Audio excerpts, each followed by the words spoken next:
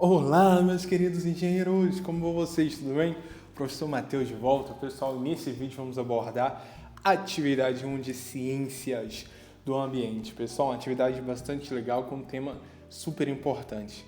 Então, pessoal, se você ainda não fez, fica comigo até o fim desse vídeo.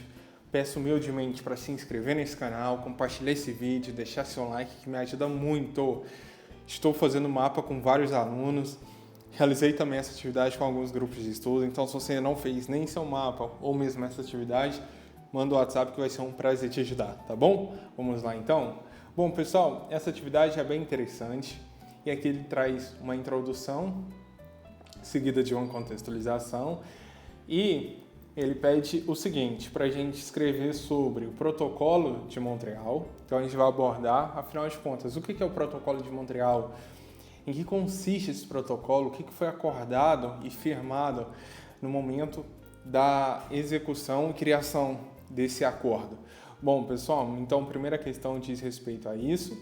E a segunda é explicar a diferença entre ODP e GWP, que são indicadores, e também as suas relações com os fluidos refrigerantes sintéticos e também os naturais, beleza? Bom, pessoal, então vamos lá? Para abordar toda essa carga de conteúdo, eu separei um slide bem legal para vocês, meus queridos engenheiros. Bom, vamos lá então. Bom, pessoal, para entender o protocolo de Montreal e também o que é os dois indicadores, né?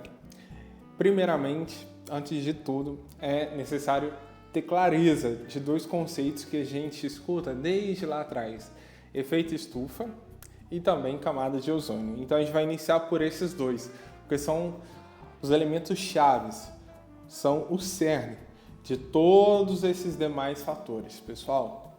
Bom, a gente vai começar então abordando efeito estufa. Bom, pessoal, para minha surpresa, eu descobri que muita gente acha que efeito estufa é algo negativo, é algo prejudicial, enfim, que é uma visão completamente equivocada, pessoal. Muita atenção. E claro, como nós somos engenheiros, né, e eu aqui, né, na posição de engenheiro, e vocês, meus futuros colegas de profissão, então, poxa, a gente realmente não pode cometer esse tipo de equívoco e ter essa dubidez, né? Não pode ter dúvida com relação a essa questão. Pessoal, é o seguinte, efeito estufa é algo super benéfico, tá? Inclusive, esse fenômeno é o que garante, é um dos fenômenos, né, que assegura e garante a existência de vida aqui no planeta Terra. Mas, afinal de contas, em que consiste o efeito estufa, pessoal? Então, é um mecanismo que ocorre com a ação de gases que retêm o calor na atmosfera do planeta. Simples assim, pessoal. Então, a gente vai ter o quê? A gente tem uma camada que é composta de vários gases. E qual a função dessa camada? É o seguinte, vem aqui, ó, vou pegar minha canetinha aqui, pessoal. O que acontece? Deixa eu só fechar isso daqui. Pronto. O que acontece? Vem os gases. Oi, Jesus. Deixa eu dar um OK aqui e aí nunca mais apareça.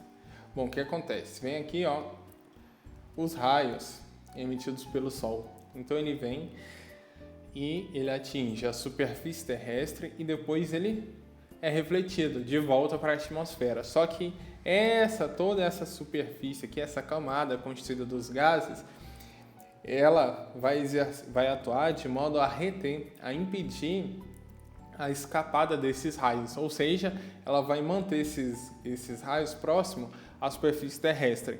E isso que garante, portanto, a presença contínua do calor na superfície terrestre. Evidentemente que ela não vai reter 100% todos os raios, né? Boa parte dos raios refletidos vão voltar para a atmosfera, só que ao mesmo tempo boa parte também fica aqui próxima à superfície, que é o que garante a temperatura que a gente nota no nosso cotidiano. E aí, pessoal, tanto é que sem a presença dessa camada formada pelos gases de efeito estufa, a Terra estima-se que ela teria uma temperatura de menos 18 graus.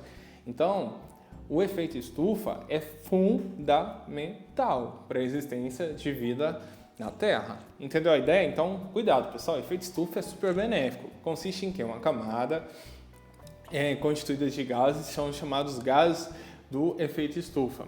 E essa camada é responsável pela retenção de calor nas proximidades da superfície terrestre. Ponto. Só isso é isso. Beleza?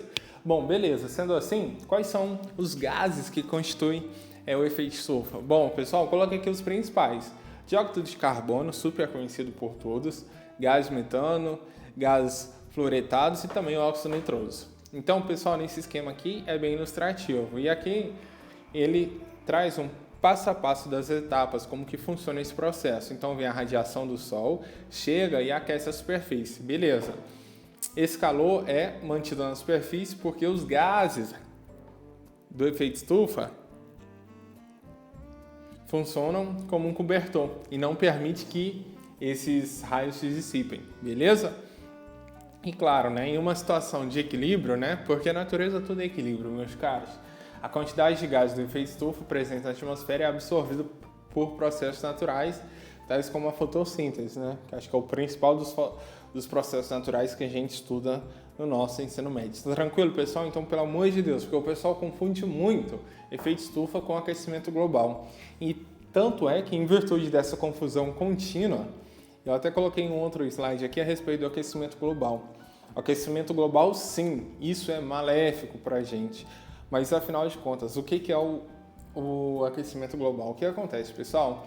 Com as revoluções industriais ocorridas no passado e com essa crescente do consumo, o que acontece? Está se fabricando cada vez mais produtos. Ou seja, as indústrias estão cada vez mais com suas operações em escalas maiores, pessoal. E, consequentemente, a emissão dos gases oriundos do processo de fabricação dos N produtos, essa emissão ela atingiu com relação ao passado, né, proporções estratosféricas, muito, muito grande, o volume de emissão de gases. Aí o que acontece, pessoal? Anteriormente a gente tinha que a camada do efeito estufa, a camada dos gases do efeito estufa era isso daqui. Aí o que acontece? Com esse processo constante e esse crescimento avassalador do processo de industrialização, o que acontece? As indústrias estão emitindo cada vez mais gases do efeito estufa. Muito, muito, muito, muito gás. Quem nunca ouviu falar, nossa, naquela região o índice de monóxido de carbono está absurdo, de metano, justamente em virtude da presença de polos industriais. Qual a consequência direta disso? Ora, se eu estou emitindo mais gases do efeito estufa, o que eu estou fazendo? Eu estou aumentando, pessoal, a camada que retém o calor nas proximidades da Terra, entendeu? Ou seja, esse processo crescente e contínuo da industrialização acarreta mais emissão de gases do efeito estufa e, consequentemente, essa camada constituída dos gases do efeito estufa, ela tem o que? Se expandindo, ela está maior.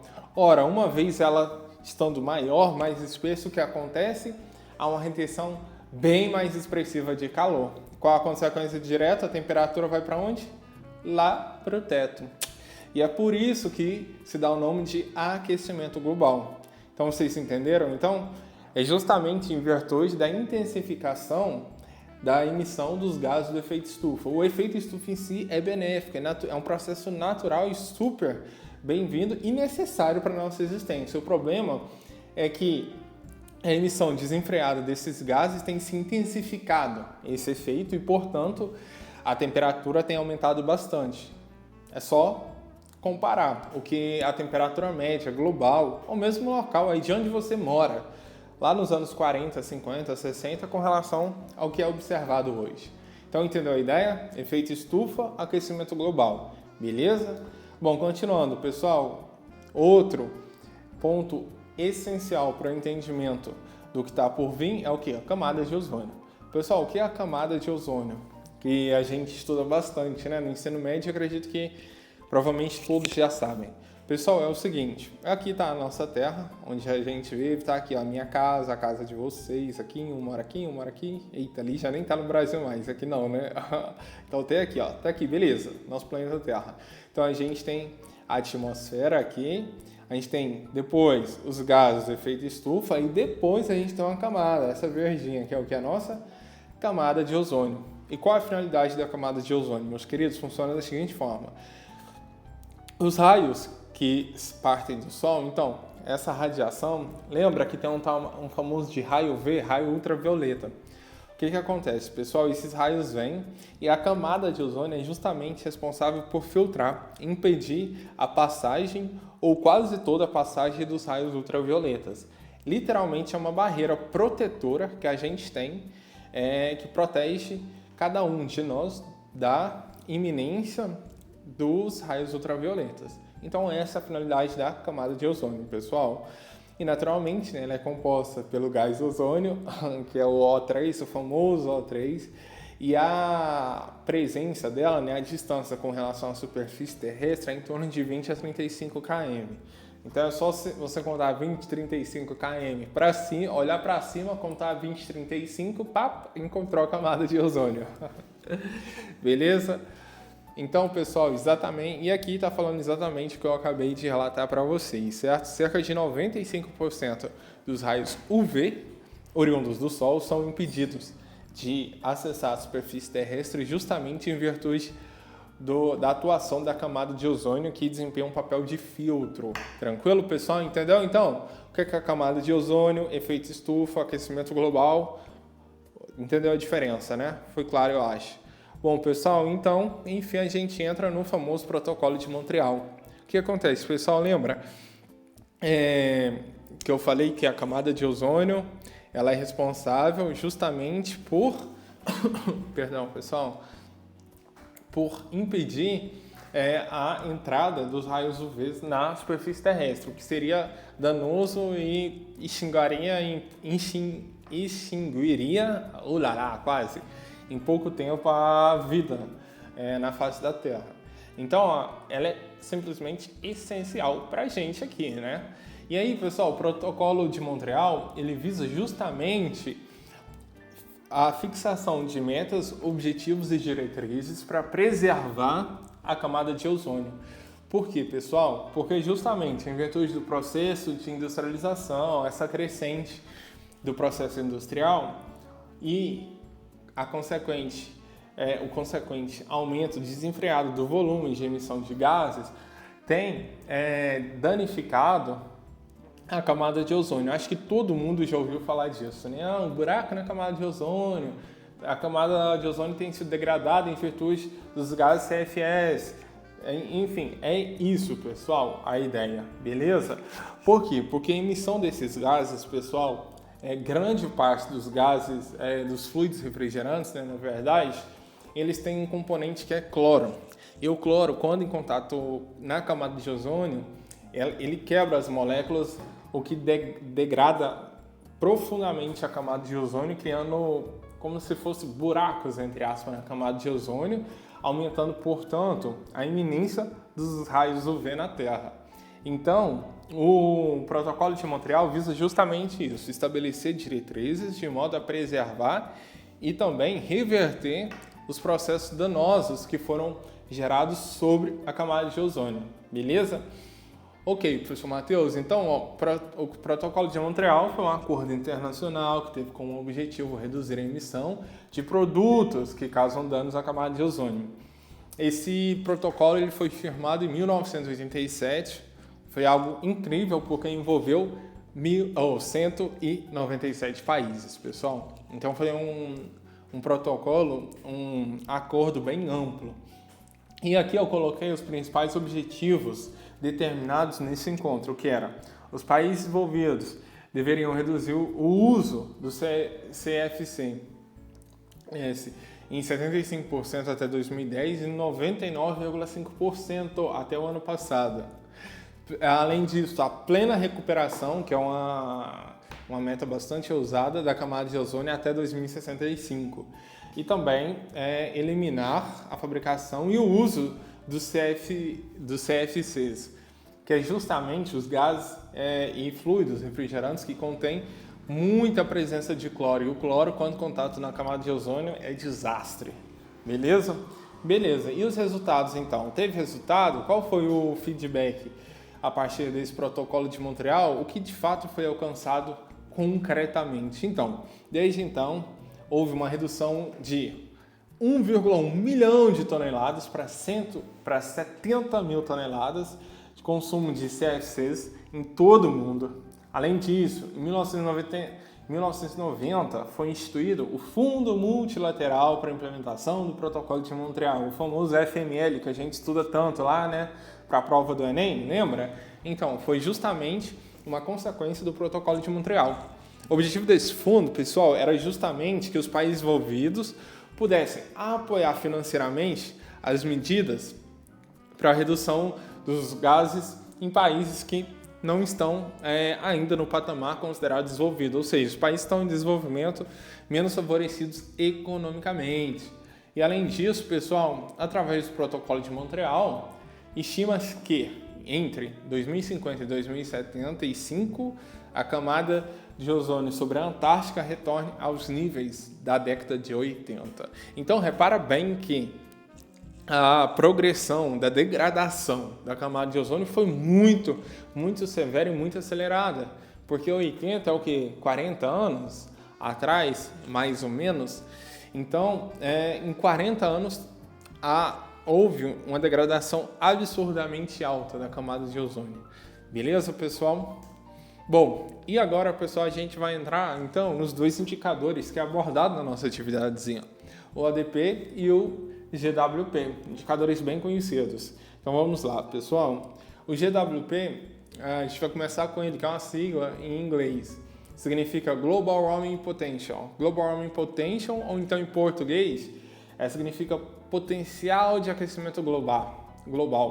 Algo nesse sentido, sabe? Porque a tradução literal é meio, né? Não dá para traduzir literalmente o inglês para o português igual todo mundo já sabe.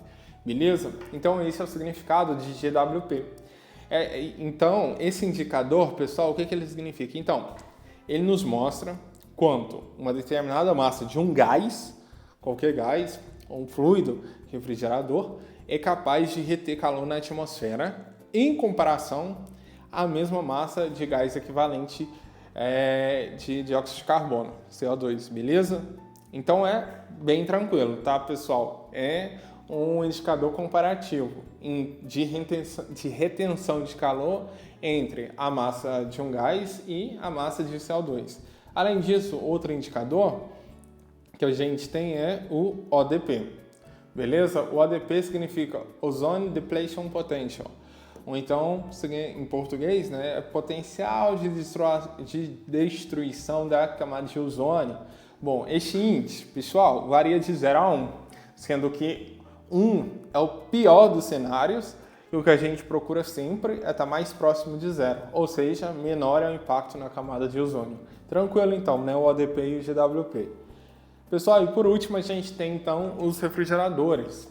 Bom, os refrigeradores têm várias aplicações, refrigerador, geladeira, ar-condicionado no meio industrial, sobretudo, supermercados, enfim. E a gente tem duas grandes famílias de refrigeradores. Pessoal, a gente tem aqueles que são sintéticos e aqueles que são naturais.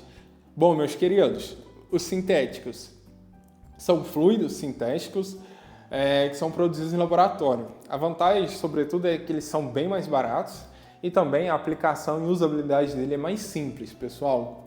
Entre eles se destacam os CFCs, famosos CFCs, clorofluorcarbonetos, e para essa família, né, os CFCs, ele tem alto ODP e o GWP é extremamente alto. Por que isso? Justamente porque ele tem alto volume de cloro presente na sua composição. Isso como eu já disse, é fatal. É algo que a gente não pode nem sonhar em ter isso em contato com a camada de ozônio. E esses fluidos, eles têm uma presença muito, mas muito expressiva de cloro. Tanto meus queridos, que nos países envolvidos, não só lá, no Brasil praticamente também, isso está em extinção, tá? Esse tipo de fluido sintético praticamente não é usado no mundo, justamente em virtude do seu desempenho frente à camada de ozônio, ou seja, ele é extremamente negativo, ambientalmente falando.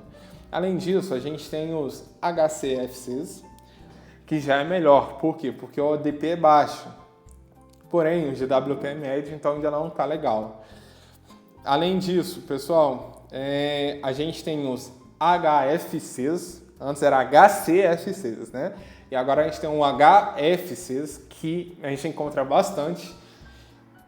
Dos sintéticos, hoje é o que a gente mais encontra no mercado, é o que está em mais uso, porque ele apresenta ODP, ainda que seja alto, ele apresenta o GWP médio, pessoal. Então, esse é um dos que está mais uso, é o HFCS, que infelizmente, sim, ele está em bastante uso, e também o HCFCs. Desses sintéticos, o melhor disparado ambientalmente falando é sempre o HFOs. Sempre. Por quê? Porque o ADP dele é simplesmente nulo e o GWP é desprezível. Qual é o ônus, né? Porque, então ele é perfeito, só tem que usar ele. Então, tudo tem um lado negativo e um positivo. Por um lado, se ele é muito bom ambientalmente falando, o HFO tem um porém. Qual é o porém? Money, ou seja, preço, custo. Disparado, ele é o mais caro destes quatro. Isso que justifica que o uso ainda não tão expressivo quanto os outros dois anteriores. Mas hoje estima-se que o HFO é justamente o fluido sintético do futuro. Provavelmente, num futuro não muito longe, todos os fluidos sintéticos vão ser HFO, justamente em virtude do seu desempenho ambientalmente falando. Bom, e depois a gente tem os fluidos naturais. Eita, eu escrevi aqui sintético, tinha ficado sintético aqui, né, gente? Que eu peguei do outro slide. Só que aqui é o que? São os naturais. Então, pessoal, e os fluidos naturais? Bom, eles podem ser encontrados na natureza, simples assim. Justamente por isso vem o nome fluidos naturais. Simples, né? Então, sobre estes fluidos. Naturalmente, meus queridos, eles são mais eficientes, porém mais caros. Como tudo na vida, praticamente, né, gente? Convenhamos. Bom, os fluidos naturais, a gente tem os três seguintes, pessoal. A gente tem a família dos HC. O que é HC, pessoal? É hidrocarbonetos. Então, a gente tem a família dos hidrocarbonetos, que é representada por qual fluido? A gente vê bastante o R600A. R600A é um hidrocarboneto que é bastante presente, por exemplo, em geladeira. Se a sua geladeira não é extremamente antiga, provavelmente quando você for lá atrás, naquela fichinha do Inmetro, lá tem um descritivo do fluido em questão no seu aparelho. Então, se você for lá atrás, depois fizer a leitura, provavelmente o fluido natural que lá está sendo usado vai ser o R600A, beleza? Porém, os hidrocarbonetos, apesar de apresentar o ODP nulo, GWP desprezível, que é muito bom ambientalmente falando, eles são combustíveis, logo são altamente inflamáveis. Sim, isso não necessariamente é um problema, tá, pessoal? Não estou dizendo isso, longe de mim. Pelo contrário, são muito usados, muito importante. Só significa que, para aplicabilidade, é necessário uma cautela maior, justamente em virtude do alto grau de inflamabilidade, beleza?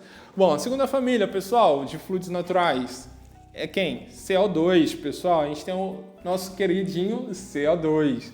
Assim como os nossos hidrocarbonetos, ODP nulo e GWP desprezível. O principal, eu diria considerado o principal fluido natural da família do CO2 é o R744 ou R744. Esse fluido natural, ele é muito utilizado no meio industrial. Então, muitas indústrias, esse fluido, eles faz presente. E o legal dele é em virtude da aplicabilidade. Ele pode ser utilizado tanto em média e em baixa temperatura. Isso também é uma das razões que faz com que ele esteja tão presente no meio industrial. Por último, a gente tem o que? O NH3, que é o que? Lá de química, lembra? É amônia, pessoal, nossa queridinha amônia. Fluido mais famosinho da família da amônia, pessoal, a gente tem o que? A gente tem um R717, R717. Bom, pessoal, esse fluido ele é bastante utilizado, ele foi, né, na verdade, a amônia, né, ela foi bastante utilizada lá no século XIX, lá na primeira parte do século XIX, 1840, 1835, 1830, mais ou menos, que foi onde se deu o início da história da refrigeração. Depois disso, na primeira parte do século XX, ela caiu um pouco em desuso, frente ao que era, em bastante desuso, na verdade, e depois, agora, mas só que ela sempre esteve presente aí no meio industrial. Apesar de ter diminuído o volume de uso, elas nunca caiu em extinção, sempre foi usada. E agora, na parte final do século passado, voltou uma retomada, deu uma crescida na utilização e no emprego da amônia, justamente a partir dos tratados, sobretudo de Montreal, né, que foi firmado no final do século passado, justamente porque a amônia ela representa ODP nulo e GWP desprezível, pessoal. Além disso, a amônia ela apresenta ótimas características termodinâmicas, o que justifica também o seu uso contínuo e a sua presença constante ao longo de toda a história no meio industrial. Além disso, ela pode ser aplicada tanto em alta, baixa e média temperatura, pessoal. Então, essa é mais uma vantagem e explicação da presença permanente da amônia no meio industrial. Mas, claro, né, nem tudo é um mar de rosas. O lado negativo da amônia é o que, pessoal? É que ela é um elemento tóxico, pessoal, e apresenta baixa inflamabilidade, ou seja, não é um elemento altamente inflamável, é levemente inflamável, só que é considerado tóxico. É considerado tóxico. Então, pessoal, o que é comum hoje em dia se notar nas indústrias? Para contrabalancear, ou seja, para compensar esse aspecto tóxico da amônia, porque apesar disso ela é um ótimo insumo para a indústria, só que não dá para negligenciar essa toxicidade. Então, o que é usual de se fazer e tem se feito bastante é utilizar sistemas combinados, ou seja, anteriormente, quando era só amônia, hoje a gente faz um sistema combinado, usa amônia e CO2, por exemplo. Então, combina a amônia justamente para diminuir o volume da amônia e essa diminuição é compensada por um outro produto e a finalidade disso é justamente que, com essa diminuição da amônia, consequentemente, a gente tem o quê? A diminuição da toxicidade, entendeu? Então, é bastante usual esses sistemas combinados com essa finalidade. Entendeu, meus queridos? Ufa! Bom, muito conteúdo, bastante informação, né, pessoal? Mas nessa aula, pessoal, o meu intuito foi justamente esse, tentar expor um pouquinho de cada coisinha para dar a vocês ferramentas e conteúdo para vocês desenvolver a atividade de vocês. Acredito que com toda essa exposição vai ficar muito fácil, tranquilo fazer essa atividade, tá bom, pessoal? Queridos, conforme eu disse no início do vídeo, estou ajudando vários alunos na realização do mapa, nessa atividade, nas outras matérias, ciência dos materiais, vários alunos, cálculo, a engenharia econômica, enfim, praticamente todas as matérias do módulo. Então, se você ainda não realizou seu mapa, está com dificuldade nessa atividade ou em qualquer outra, me manda um WhatsApp, meu número está na descrição desse vídeo. Vai ser um prazerzaço ajudar vocês e juntos a gente vai pegar esse diploma, hein, pessoal? Quero ver uma nova leva de engenheiros aí chegando e a gente vai trabalhar junto, meus futuros colegas de profissão, tá bom? Amados, fiquem com Deus, forte abraço e até o próximo vídeo. Tchau, tchau!